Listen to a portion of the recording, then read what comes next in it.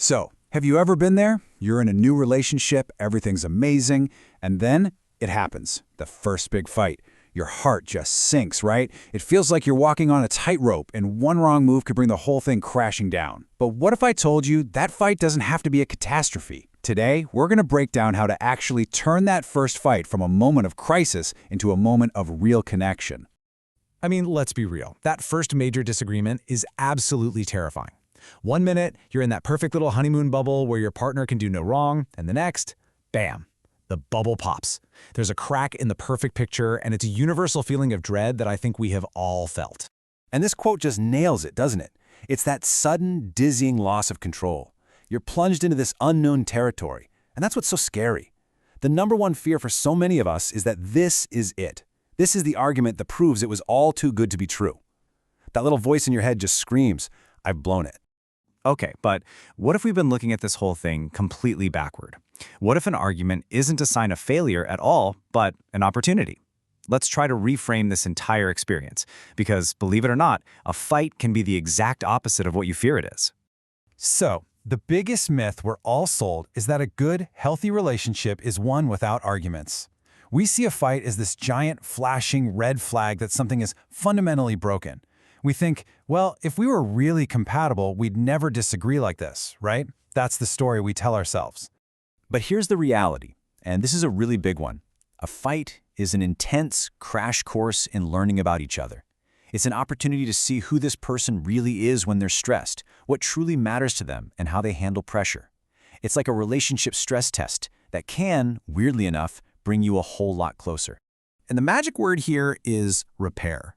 It's not about avoiding the fight, it's all about what happens after. The process of navigating that conflict and then coming back together, that's the repair. And doing that successfully is what builds deep trust and actually strengthens the very foundation of your relationship. So if we want to argue better, we first have to understand why we react the way we do. Because, a lot of the time, the thing you're arguing about isn't really the thing you're arguing about. Let's dive a little deeper and look at what's really going on under the surface. You see, we all carry what you might call emotional baggage. Our past experiences, our old hurts, they don't just disappear. They show up in our present relationships.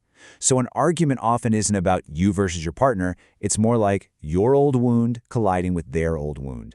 Thinking about it that way is a total game changer. And these wounds often trigger these really classic attachment responses.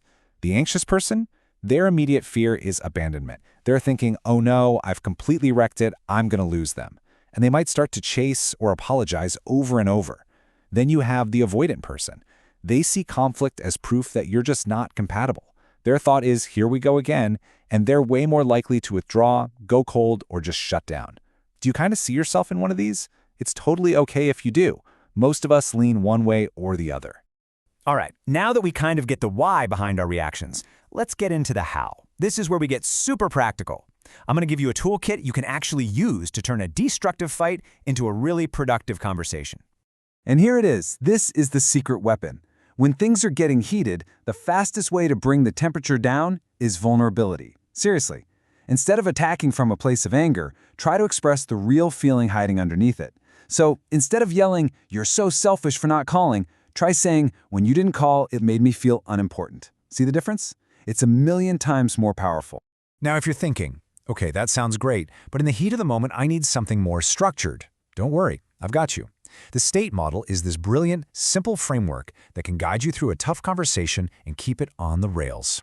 Let's walk through this with an example. Okay, first, share the facts. Just the objective, undeniable facts. You said you'd call last night, and I didn't get a call. Then tell your story. The story I made up in my head was that I'm not a priority for you. Next, ask for their side of it. I'm just wondering what was going on for you. Then talk tentatively. Avoid those killer words like you always or you never. And finally, encourage testing. Basically, be open to the idea that your story might be wrong. This is how you stay out of attack mode and actually have a real conversation. Of course, we have to be honest here. Not all conflict is healthy. So it's absolutely crucial to know the difference between a productive disagreement and a genuinely destructive, unhealthy pattern. Let's talk about some major red flags to watch out for. Okay, so if you're stuck in a Groundhog Day fight, having the exact same argument over and over with no resolution, that's a big red flag. If arguments are happening in public, in front of friends or family, that's a bad sign. If you find yourself attacking each other's character, using insults like, "you're just lazy" or "you're so selfish," instead of talking about the specific behavior, that's a huge red flag. And finally, threatening the relationship itself, throwing out things like, "maybe we should just break up." That is a major no-go for healthy conflict. So after all of this, what's the actual goal here? Is it to create some perfect relationship where you never fight at all? Nope, not even close. It's something much, much more powerful. And that's the final takeaway, right there. The goal is not to avoid conflict. The goal is to get good at it. To build a relationship where disagreements actually lead to a deeper understanding, not deeper cuts. So the question I want to leave you with isn't, do we fight? It's, how well do we repair?